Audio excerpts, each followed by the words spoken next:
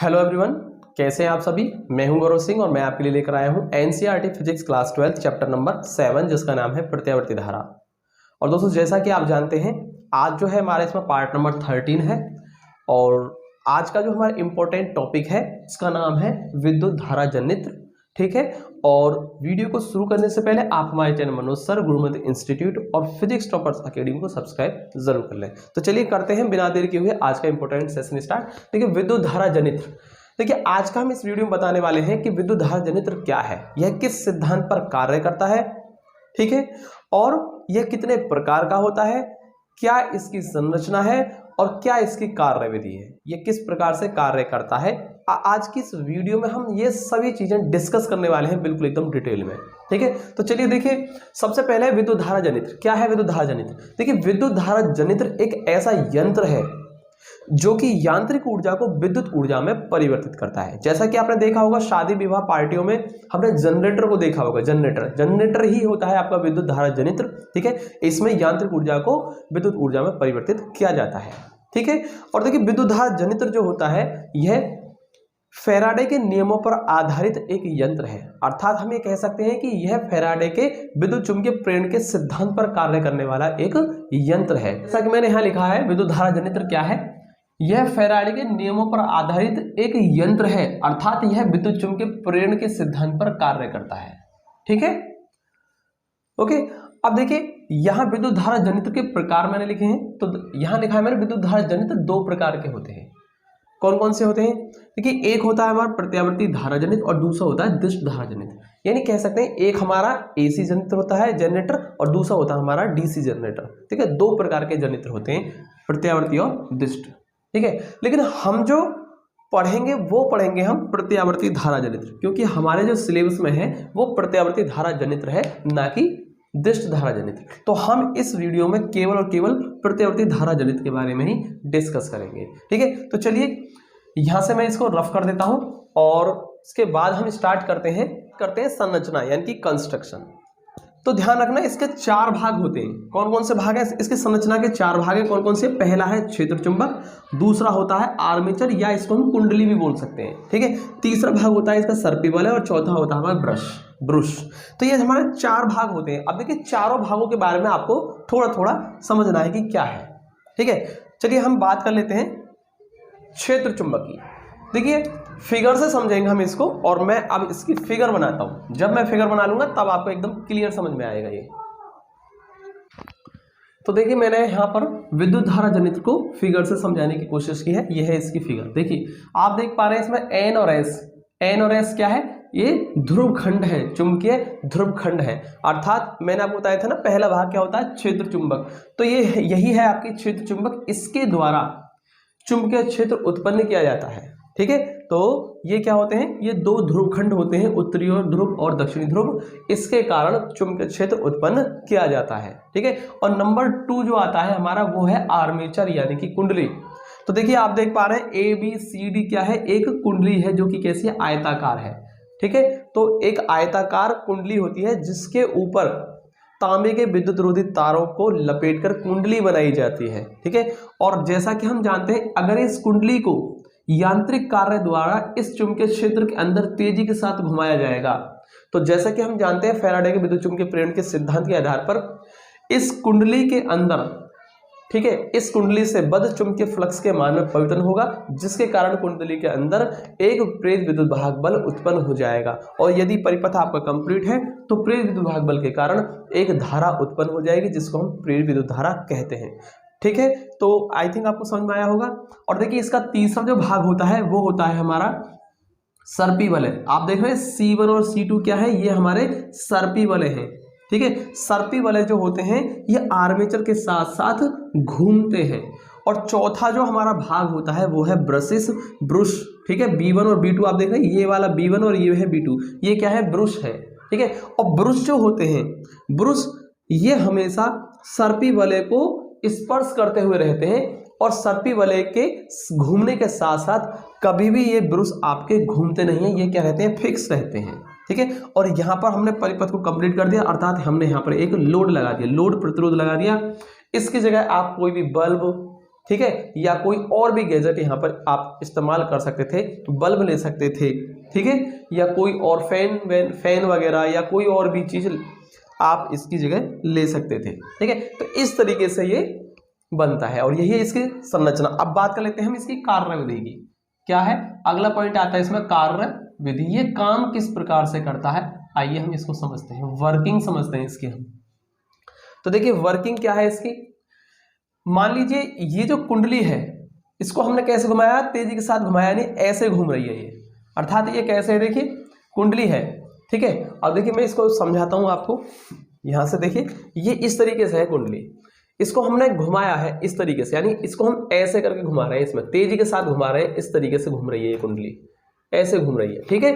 अब देखिए इस पर हम जब इसको ऐसे घुमाएंगे तो इस पर ऊपर की ओर एक इस पर बलाघूर्ण लगाना होगा हमें, एक बल तो लगाएंगे इस पर ऊपर की ओर और एक लगाएंगे इस पर अंदर की ओर, तो अंदर की ओर बल लगेगा, एक लगेगा ऊपर की ओर, बाहर की ओर को ऐसे बल लगेगा, तो जिसके कारण ये क्या करेंगे, घूम जाएगी, ठीक है। तो देखिए यहां पर हम क्या कर रहे हैं, इसको घुमाने के लिए लगा रहे हैं इसमें बलाघूर्ण, ठीक है। तो देखिए मैं यहां पर बलाघूर्ण लेता हूं और इसमें पहले मैं दिखाता हूं कि हम किस दिशा में इसको घुमा रहे हैं, ठीक। तो देखिए इस पर तो बल लग रहा है ऊपर की ओर, F1 मान सकते हैं, और इस पर जो लग रहा है वो अंदर की ओर बल लगेगा, तभी ये आपके बलाघूर्ण बनेगा, ठीक है। अर्थात इसमें दो बराबर और विपरीत प्रकार के बल कार्यरत होते हैं, ठीक है। अब देखिए जिस प्रकार से हम इसको घुमाएंगे, ठीक है, तो इसके कारण इसके अंदर क्या होगी, एक प्रेरित विद्युत धारा उत्पन्न हो जाएगी, ठीक। उस धारा की दिशा कैसे निकालेंगे, देखिए जब इस कुंडली को हमने घुमाया, ठीक है, इस कुंडली को जब हमने इस तरीके से घुमाया तो इस पर ऊपर की ओर एक अंदर की ओर बल लगाया, और देखिए अब हम लगाएंगे इस पर फ्लेमिंग के दाएं हाथ का नियम, क्योंकि हमें क्या निकालनी है, प्रेरित विद्युत धारा की दिशा निकालनी है, ठीक है। तो कैसे लगाएंगे, देखिए सबसे पहले हम अपने सीधे हाथ के यानी कि दाएं हाथ के अंगूठे और उसके पास वाली दोनों उंगलियों को इस प्रकार फैला लेते हैं कि ये तीनों कैसे हो, एक दूसरे के लंबवत आ जाए, अर्थात इस प्रकार से। सबसे पहले ये जो आपकी तर्जनी उंगली है उसको चुंबकीय क्षेत्र की दिशा में कर लें, उत्तरी ध्रुव से दक्षिण ध्रुव की ओर होता है चुंबकीय क्षेत्र, अर्थात इधर रहेगा चुंबकीय क्षेत्र, तो हमने तर्जनी उंगली को चुंबकीय क्षेत्र की दिशा में कर लिया, ठीक है। और ये जो अंगूठा होता है इसको हमेशा चालक पर लगने वाले बल की दिशा में रखते हैं, तो बल किधर लग रहा है, ऊपर की तरफ लग रहा है इसमें, तो मैंने इसको ऊपर कर लिया। अब देखिए जो मेरी ये जो बीच की उंगली है यानी कि मध्यमा उंगली है वो कहाँ जा रही है, ऊपर की ओर जा रही है, अर्थात इस AB भुजा में जो प्रेरित विद्युत धारा जो आएगी उसकी दिशा क्या आएगी, ऊपर की ओर आएगी, ठीक है। और यदि मैं इस CD में निकालना चाहूं विद्युत धारा की दिशा, ठीक है, तो वो किधर आएगी, फिर से हम फ्लेमिंग के दाएं हाथ का नियम लगाएंगे CD भुजा के लिए। देखिए सबसे पहले चुंबकीय क्षेत्र की दिशा में हमने तर्जनी उंगली को कर लिया और अंगूठे को बल की दिशा में करिए, बल लग रहा है इस बार अंदर की ओर, तो आप अंदर की तरफ अंगूठा कर लेंगे, तो आप देख रहे हैं जो मध्यमा उंगली वो कहाँ आ रही है, नीचे की ओर आ रही है, अर्थात प्रेरित विद्युत धारा की दिशा क्या रहेगी, CD में नीचे की ओर रहेगी, इधर को रहेगी, ठीक है। इस प्रकार से यदि मैं इसको पूरा कर दूं तो इसकी धारा की दिशा क्या निकल के आएगी, कुछ इस तरीके से निकल के आएगी, इस तरीके से, तो यही आ रही है प्रेरित विद्युत धारा की दिशा, ठीक है, इस तरीके से। तो देखिए प्रेरित विद्युत धारा की दिशा कैसे निकल के आ गई, इस तरीके से निकल के आ गई, ठीक है। और ये जो होती है धारा की दिशा केवल आधे चक्र के लिए होती है, क्योंकि आधे चक्र बाद जब ये इस तरीके से घूमेगी तो आपकी CD भुजा इधर पहुंच जाएगी और AB भुजा इधर आ जाएगी, ठीक है। अब देखिए CD में पहली कंडीशन में क्या था, जब ये आधा चक्कर नहीं घूमी थी तो शुरुआत में इसकी जो दिशा थी वो क्या थी, धारा की दिशा नीचे की ओर, और जैसे CD भुजा इस साइड में आई घूमकर आधा चक्कर घूमने के बाद, ठीक है, तो CD भुजा इधर जाएगी, अब इसमें धारा की दिशा क्या आएगी, ऊपर हो जाएगी, और AB में जो पहले ऊपर थी वो इधर जाकर क्या हो जाएगी, नीचे हो जाएगी, अर्थात हर आधे चक्कर में धारा की दिशा परिवर्तित हो जाती है। तो ध्यान रखना प्रत्येक आधे चक्कर के बाद जैसे ही कुंडली, ठीक है, कुंडली इसकी भुजा CD AB के पास पहुंचती है और AB CD की जगह पहुंचती है, तो उस कंडीशन में हर आधे चक्कर के दौरान धारा की दिशा परिवर्तित हो जाती है, ठीक है। तो मान लीजिए पहले आधे चक्र में विद्युत धारा की जो दिशा है, ठीक है, वो क्या थी, तो मैं यहाँ पर बनाकर आपको दिखाना चाह रहा हूं कि मान लीजिए पहले आधे चक्र के दौरान विद्युत धारा की दिशा क्या है, ये है धनात्मक अर्धचक्र, मैंने आपको यहाँ दिखाया। तो जैसे ही आधे चक्र के बाद जब ये CD भुजा इधर पहुंची और AB भुजा इधर पहुंचेगी, उसके बाद धारा की दिशा क्या हो जाएगी, बदल जाएगी। तो अब धारा की दिशा बदलेगी, अर्थात अगली बार जो धारा जो होगी वो क्या रहेगी, नीचे की ओर हो जाएगी, ठीक है। इस प्रकार से पूरे एक चक्र के दौरान विद्युत धारा की जो दिशा है कुछ इस प्रकार से होगी, अर्थात हम इसको ग्राफ द्वारा प्रदर्शित यहाँ पर कर रहे हैं। ठीक है, तो ध्यान रखना हर आधे चक्र में धारा की दिशा बदलती है। पहले आधे चक्र में धारा की दिशा ये है, तो अगले आधे चक्र में धारा की दिशा विपरीत हो गई, अर्थात ये हो गई। ठीक है, तो इस प्रकार से हमने पूरे एक चक्र के दौरान ग्राफ खींच कर देख लिया, जो कि कैसे आया, प्रत्यावर्ती धारा के ग्राफ की तरह निकल के आएगा। इसलिए ये जो आपका जनित्र बना है, ये कौन सा बन के आया है, ये प्रत्यावर्ती धारा जनित्र बन के आ रहा है, क्योंकि यहाँ पर आउटपुट में जो आपको मिल रही है प्रेरित विद्युत धारा, वो कैसी मिल रही है, प्रत्यावर्ती मिल रही है। कैसी मिल रही है, धारा जो मिल रही है वो कैसी मिल रही है, प्रत्यावर्ती मिल रही है। ठीक है, इसीलिए इसको कहते हैं प्रत्यावर्ती धारा जनित्र। और दिश धारा जनित्र में थोड़ा सा डिफरेंस है।